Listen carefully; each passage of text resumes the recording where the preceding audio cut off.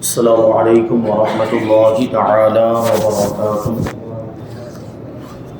نحمده ونصلي ونسلم على رسوله الكريم اما بعد فاعوذ باللہ من الشیطان الرجیم بسم اللہ الرحمن الرحیم ان اللہ وملائکته یصلون علی النبی یا ایها الذین آمنوا صلوا علیہ وسلموا تسلیما اللهم صل على سيدنا ومولانا محمد معدن الجود والكرم وآله الكرام وابنه الكريم وبارك وسلم صلاة وسلاما عليك يا رسول الله صلى الله تعالى عليك وسلم۔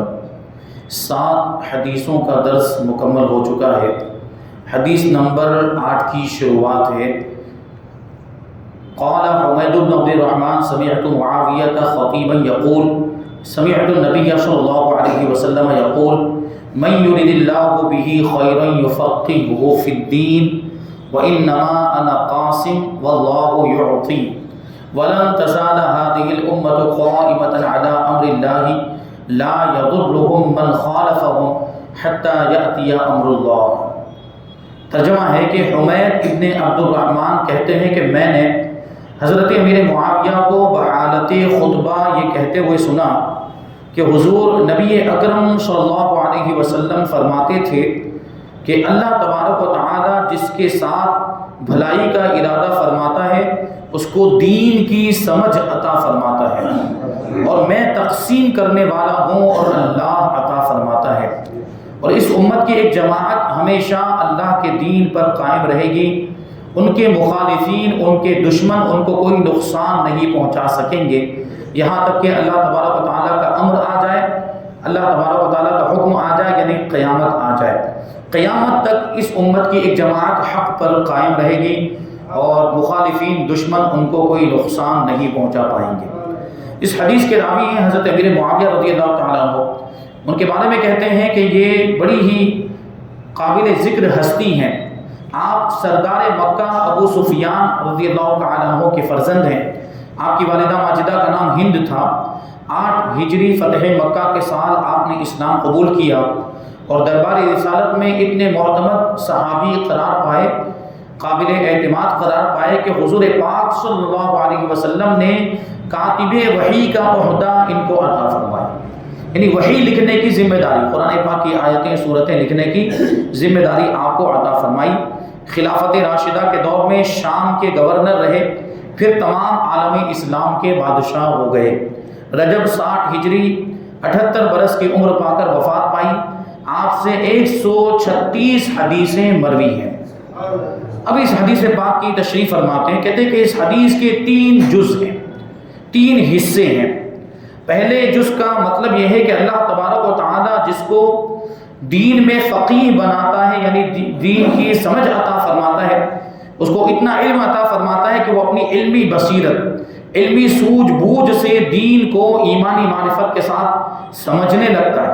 تو پھر یہ سمجھ لینا چاہیے، بلکہ یقین کر لینا چاہیے کہ اللہ تبارک و تعالیٰ نے اس شخص کے ساتھ بھلائی فرمانے کا ارادہ فرما لیا ہے، کیونکہ اللہ تبارک و تعالیٰ جس کے ساتھ بھی بھلائی کرنے اور خیر عطا فرمانے کا ارادہ فرماتا ہے اس کو دین کا علم اور دین کو سمجھنے کی فہم سمجھ عطا فرما دیتا ہے۔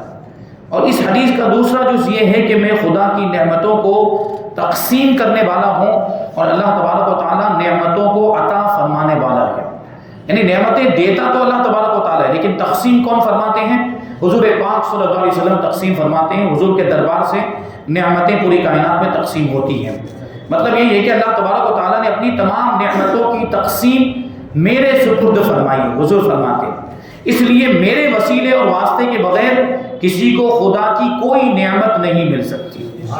اس لیے تو ہمارے امام کہتے ہیں کہ بخدا خدا کا یہی ہے در، نہیں اور کوئی مفر مقر، یعنی خدا کا یہی در ہے، خدا پروردگار کی نعمتیں یہی سے ملا کرتی ہیں، نہیں اور کوئی مفر مقر، یعنی اس سے بھاگ کر کہیں اور بھی نہیں جا سکتے، کہیں اور پناہ نہیں ملنے والی ہے اور کہیں اور ٹھکانہ بھی نہیں ہے، یہی ٹھکانہ ہے۔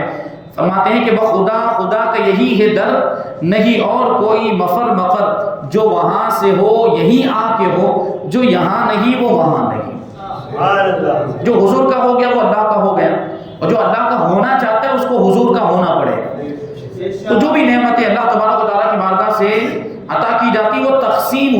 صلی اللہ علیہ وسلم کے دربار سے ہوا کرتی ہیں۔ اور اس حدیث کا تیسرا جز یہ کہ حضور اکرم صلی اللہ علیہ وسلم ایک غیب کی خبر دے رہے ہیں، اور وہ یہ ہے کہ حضور اکرم صلی اللہ علیہ وسلم کی امت میں ہر دور میں ایک جماعت ایسی ضرور رہے گی جو ہمیشہ اور ہر حال میں دین پر پوری استقامت یعنی پوری مضبوطی کے ساتھ قائم رہے گی، اور اس کے مخالفین لاکھ ان کو نقصان پہنچانا چاہیں مگر ان لوگوں کو کوئی نقصان نہیں پہنچا سکیں گے، اور ہزاروں ظلم و جور کے باوجود بھی بال برابر بھی اس جماعت کو صراط مستقیم سے نہ ہٹا سکیں گے، کوئی ان کو صراط مستقیم سے دین سے ہٹا نہیں سکے گا۔ اب یہاں چونکہ ایک لفظ آیا ہے یفقہہ، یہ لفظ فقہ سے بنا ہے۔ اللہ تبارک و تعالیٰ دین کی سمجھ عطا فرماتا ہے جس کے ساتھ بھلائی کا ارادہ فرماتا ہے۔ تو فقہ کے دو معنی ہیں، ایک لغوی معنی یعنی ڈکشنری کے اعتبار سے، اور دوسرا اصطلاحی معنی شریعت کی اصطلاح اور شریعت کے ٹرم کے مطابق اس کا مطلب کیا ہوتا ہے۔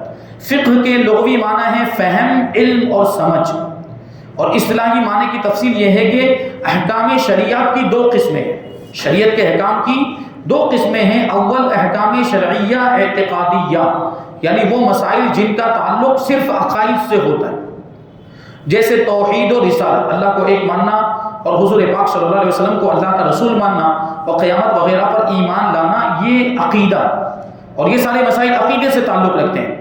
اور دوسرے احکام شرعیہ عملیہ، یعنی وہ مسائل جن کا تعلق اعتقاد کے بعد عمل سے ہوتا ہے، جیسے نماز، روزہ، حج اور زکوٰۃ وغیرہ۔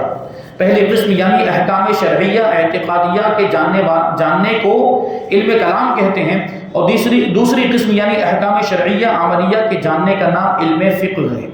اس حدیث میں فقہ کے لغوی معنی مراد ہیں، یفقہہ فی الدین کے معنی یہ کہ اللہ تبارک و تعالیٰ اس کو دین کا فہم یعنی دین کو سمجھنے کا علم عطا فرماتا ہے۔ اور دوسرا فائدہ اور دوسرا مسئلہ، حضور نے کیا فرمایا، انما انا قاسم واللہ یعطی، میں تقسیم کرتا ہوں اور اللہ عطا فرماتا ہے۔ یہ دو جملے ہیں، ان دونوں جملوں میں اہل علم کو غور کرنا چاہیے کہ قاسم اور یعطی کا مفعول محذوف ہے۔ مفعول مطلب جس پر فعل واقع ہو، جس پر کام واقع ہو، اس کو مفعول کہا جاتا ہے، آبجیکٹ کہا جاتا ہے۔ اب یہاں پر غور کریں گے آپ، حضور فرماتے ہیں کہ میں تقسیم کرتا ہوں اور اللہ عطا فرماتا ہے، اس میں کیا تقسیم کرتے ہیں اور اللہ کیا عطا فرماتا ہے اس کا ذکر نہیں، مفعول کا ذکر نہیں ہے، آبجیکٹ کا ذکر نہیں ہے کہ اللہ کیا عطا فرماتا ہے اور میں کیا تقسیم کرتا ہوں۔ تو اس سے کیا فائدہ حاصل ہو رہا ہے، مفعول کو محذوف کرنے کا کیا فائدہ ہوتا ہے۔ تو سوال بھائی کہ حضور پاک صلی اللہ علیہ وسلم کن چیزوں کو بانٹ رہے ہیں اور اللہ تبارک و تعالیٰ کون سی چیزیں عطا فرماتا ہے، اس حدیث میں اس کا ذکر نہیں ہے۔ تو اب سوال یہ ہے کہ وہ مفعول محذوف ہے کیا، تو اس سوال کو حل کرنا ہے تو اس میں کوئی شک اور شبہ نہیں کہ یعطی کا مفعول یقیناً کل شیء، کل شیء پڑھیں گے اس کو، یعنی اللہ تبارک و تعالیٰ ہر چیز عطا فرماتا ہے، جس کو جو بھی ملتا ہے وہ اللہ کی بارگاہ سے ملتا ہے، ہر چیز اللہ تبارک و تعالیٰ عطا فرماتا ہے۔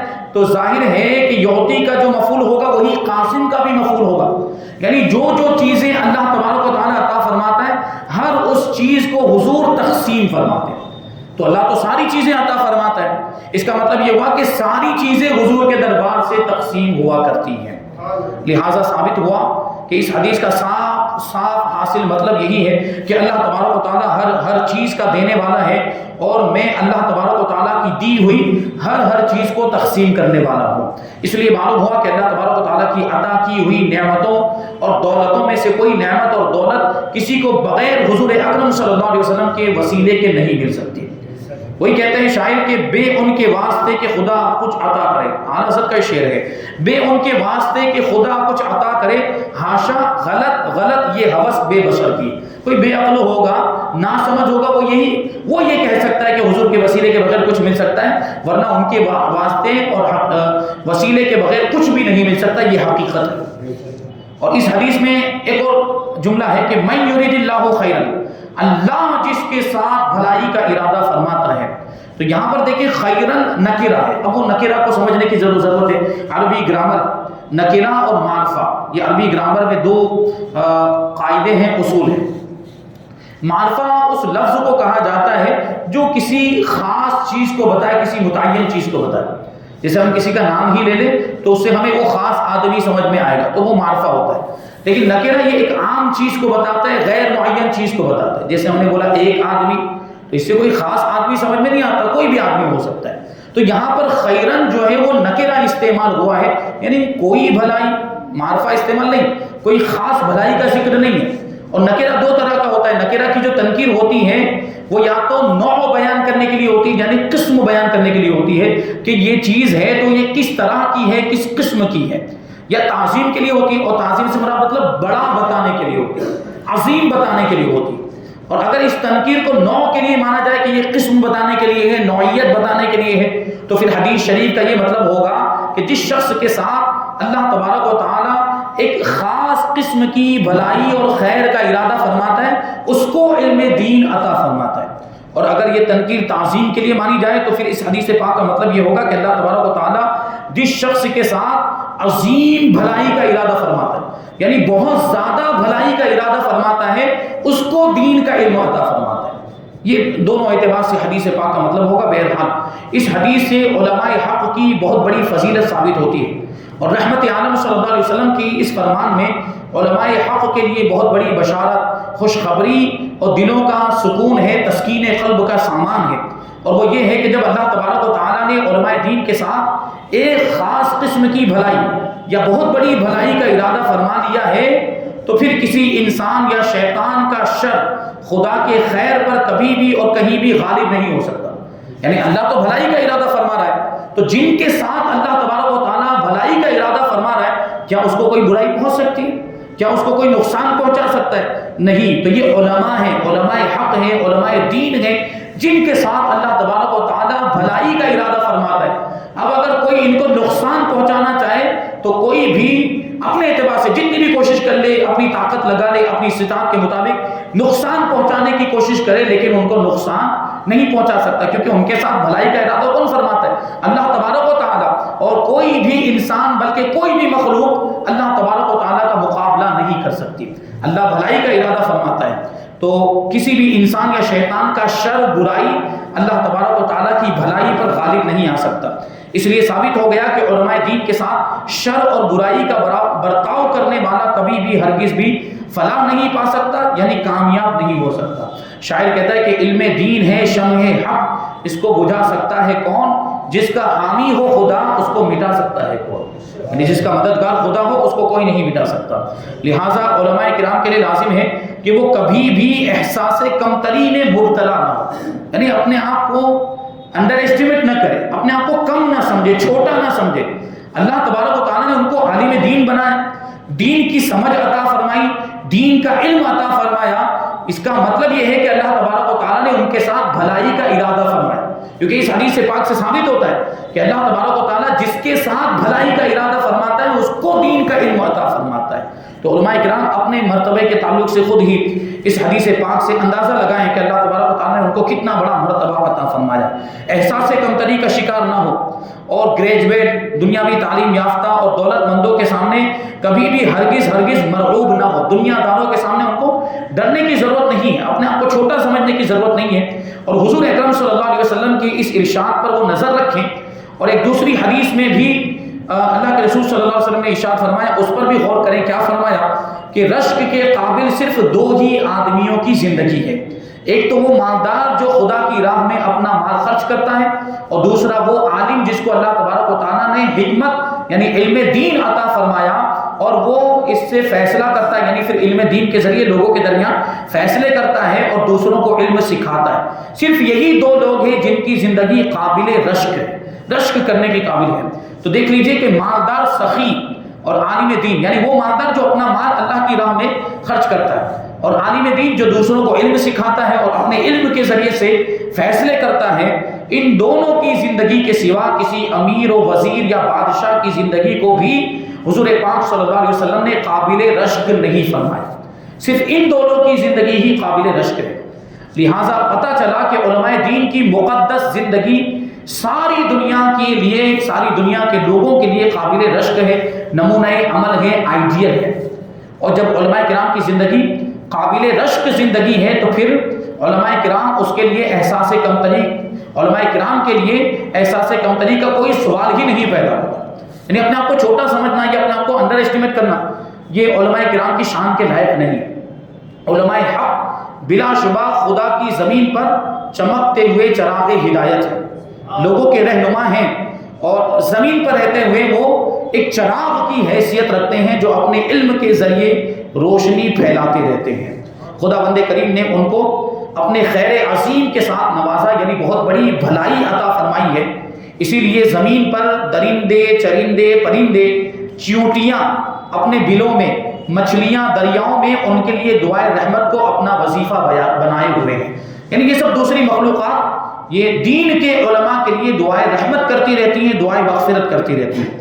فرشتوں کی مقدس جماعت ان طالبان علم دین کی رضا جوئی کے لیے اپنے پر بچھا دیا کرتی۔ جو علم حاصل کرنے کے لیے نکلتا ہے، جو طالب علم بن جاتا ہے، تو فرشتے اس کی راہوں میں، اس کے راستے میں، اس کے قدموں کے نیچے اپنے پر بچھا دیا کرتے ہیں۔ سبحان اللہ، کتنی بڑی فضیلت ہے کہ فرشتے دیکھو اللہ کی معصوم مخلوق، نورانی مخلوق فرشتے، اور ان کا مقام و مرتبہ کتنا بلند و بالا۔ لیکن ہمیں اس سے طالب علم کا مقام و مرتبہ بھی پتہ چلتا ہے کہ جو علم دین حاصل کرنے کے لیے اپنے گھر سے نکلتا ہے، سفر پر روانہ ہوتا ہے، تو جب تک وہ واپس نہیں ہو جاتا فرشتے اس کے قدموں کے نیچے اپنے پر بچھا دیا کرتے ہیں۔ سبحان اللہ، جب خالق کائنات کا فضل و کرم اور کائنات عالم کی دعائیں ملائکہ فرشتوں کے بچھے ہوئے پر علماء دین کا اعزاز بڑھا رہے ہیں، یعنی ان کی عزت بڑھا رہے ہیں، تو اگر چند مردار قسم کے دنیا دار علماء ربانیین کو حقارت کی نظر سے دیکھیں تو پھر اس کا کیا غم ہے؟ اس پر افسوس کرنے کی ضرورت نہیں۔ اگر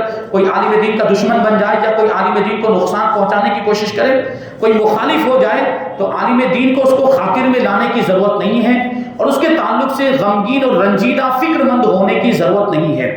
جو لوگ آج کل علماء کرام کو حقارت کی نظر سے دیکھ رہے ہیں، یہ وہی لوگ ہیں جنہوں نے اللہ تبارک و تعالیٰ کے مقدس رسول کے فرمانوں سے منہ موڑ لیا ہے، کیونکہ حضور تو علماء کی فضیلت بیان کر رہے ہیں اور یہ علماء کو حقیر جان رہے ہیں، مطلب حضور کے فرمان کے خلاف یہ کام کر رہے ہیں، اور دنیا کی دولت پر مغرور ہو کر اور اللہ کے نیک بندوں کی تحقیر و تذلیل کر کے اپنی آخرت کو برباد کر رہے ہیں۔ کہ لوگ جو علماء کے مخالف ہو جاتے ہیں اور علماء کو نقصان پہنچانے کی کوشش کرتے ہیں، وہ اپنی دنیا بھی برباد کرتے ہیں اور آخرت تو برباد ہونے والی ہی ہے۔